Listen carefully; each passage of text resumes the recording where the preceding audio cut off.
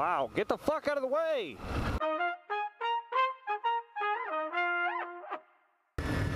There's a string in my face. Either that or a spider. Of enormous proportions. This is one of those moments where I kind of wish I would get a red light so I could deal with this issue, but I'm probably not gonna. I don't like spiders. I really fucking don't. I want it to be noted and said that at one time in my life, I was actually a snake tamer. Those were interesting times. And during my times as a snake trainer, I had other animals that I also handled, managed, trained, whatever you want to call it. And I was actually working for some other lady, you know, she had this little project. She would go to schools and stuff like that and show a bunch of kids a whole bunch of tropical animals, snakes, birds, lizards, frogs, all sorts of shit. And what she would do, what the purpose of this whole project was to show children the difference between a domesticated animal, such as a garden variety dog, cat, or something like that, and a tropical animal. I know a lot of people make the mistake of buying tropical pets and they don't know about all the care they take, this, that, and the other. Well, one matter is that, you know, she taught me how to work with all these animals, and some of them were a little bit more feral than others. And I got to the point that I could even handle a snake when he was all pissed off and shit. But the thing I could never do, the thing I could never bring, oh my god, that string is poking me in the face. The thing I could never learn to master to learn, was to handle the spiders. These big fucking tarantulas. And she would handle them, and she would put them on her hands, on her shoulders, on her head, and shit like that. I'm like, what in the fuck is wrong with you? I couldn't do it. I couldn't even pick the little fucker up out of his cage. I don't know. I think it's because you look at a spider and they really just don't have a face. They're just like a big ball of horror. You look at anything else, you look at a snake, you look at a lizard, you know, anything like that, it has a face to it. So it's like, you know what, I can deal with a face. Got a face, you know which one the bad end is. Normally the bad end is the face. So alright, with the spider, everything's bad about it. Everything's fucking horrible about it. There's no way to react to that. I mean, what do? There's not, you know, there's certain parts you see, you think of a snake.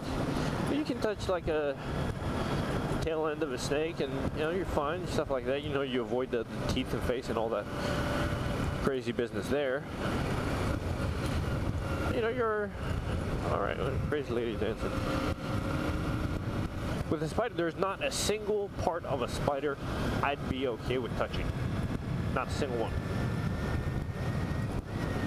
What the fuck, street sweepers? Really? Haven't seen a street sweeper in a long time. The same deal with scorpions. She had, you know, those big black emperor scorpions or whatever they're called. And supposedly they're not as poisonous as some of their smaller cousins and shit like that. You know, they're okay to handle. They can get used to you, and you know, as long as you're slow and you're careful with them, you should be fine. But I honestly think that's bullshit. I think that's just something they want you to believe. You look at the spiders and you look at the scorpions, and they just look like they're intended, they're made to cause some sort of harm. Here you can see a snake, and the snake, alright, it looks kind of like a predator, but you can also see where, you know, it's smaller than you. You can see its downside, you know, no arms, no legs, stuff like that. You go, oh, well, you know what, I got an upper hand on this guy, especially the ones that aren't poisonous. You're like, alright, it bites me, it's gonna fucking hurt. Yeah. The spider, you don't know that. It's all fucking, like I said, it's all fucking horrible. I learned about tarantulas that they're actually not all that poisonous. No, they're not like brown recluses or black widows or any shit like that. But that they do have poison, and that they do sting. They sting. Well, they don't sting, they bite. That their bite does carry venom, and that it does fucking hurt. But that it's not all that bad. What I also learned is that these little motherfuckers are covered in hair. Now their hair is not exactly like your hair, my hair. It's more like the quills on a porcupine. And if they get fucking nervous and they don't like what's happening, they will actually shed those fucking hairs and they will dig into your skin.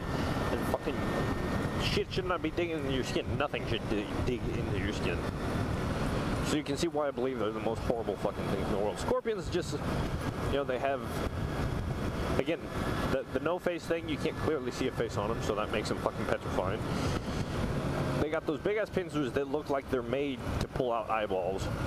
And then they got the fucking tail of death. Again, supposedly the big ones aren't as poisonous, aren't supposed to be as bad. But still, you look at that thing, it just looks fucking dastardly. I mean, if evolution's idea is that he's supposed to look fucking menacing, well, that's a goddamn good job.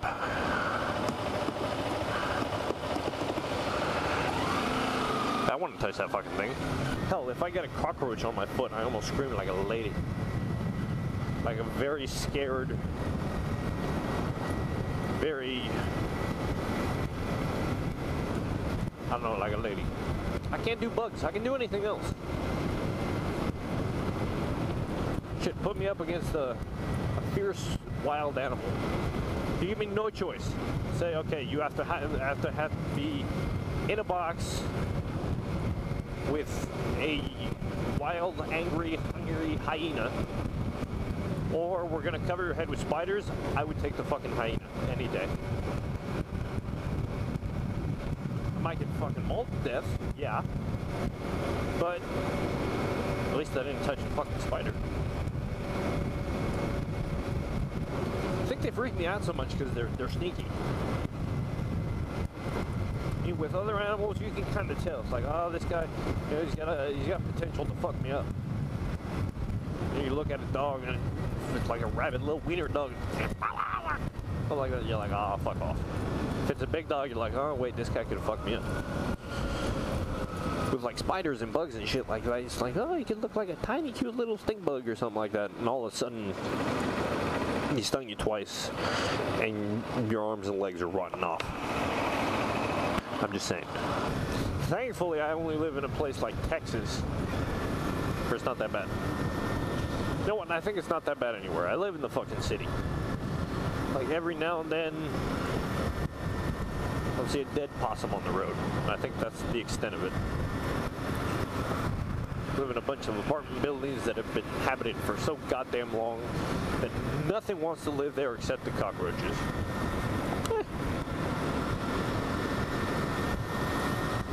You know, buildings get torn down, then they get built back up, and down and up all the time.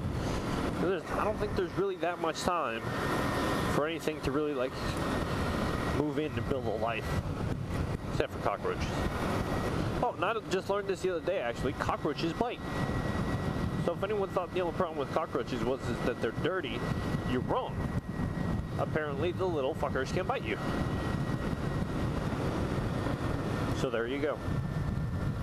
I do this kind of shit to myself all the time. I freak myself out, and then I won't be able to fucking sleep, or I just will feel kind of uneasy in my skin because I think I have bugs behind my ears or something like that. It's not like in the ear, but behind the ear. It's always that little spot there, right there.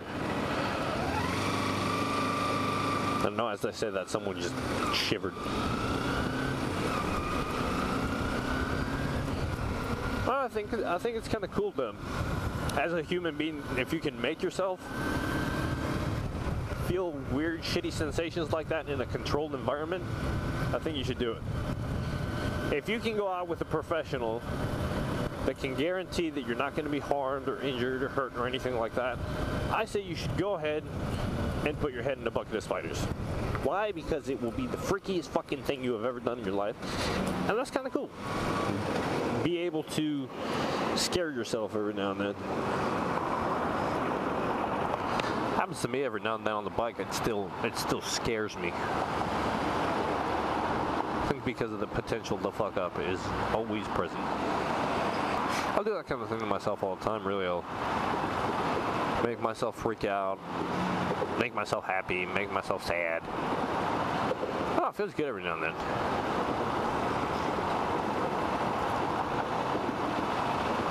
Every time, if you ever want to see yourself feel completely sad and just cry, just go ahead and shut the fuck up. That's annoying. If you ever want to make yourself feel very sad and cry for absolutely no reason, look up life insurance commercials from Thailand, or just insurance commercials in general. Those fucking things are depressing as all fuck. But again, you watch them, you cry like a baby, and then you're done at the end of it. No harm done.